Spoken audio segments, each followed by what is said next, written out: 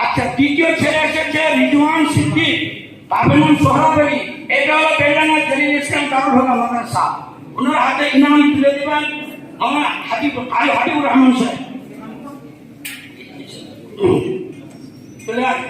এসো, এটা জানি এই ছেলেটা কত ছোট, এটাও হাতে হয়ে গেছে ভূকম্পন।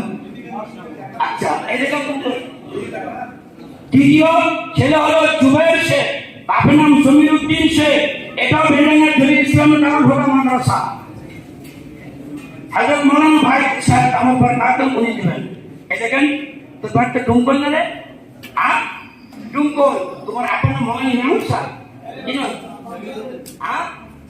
মুফতি জমির উদ্দিন সাহেবের ছেলে।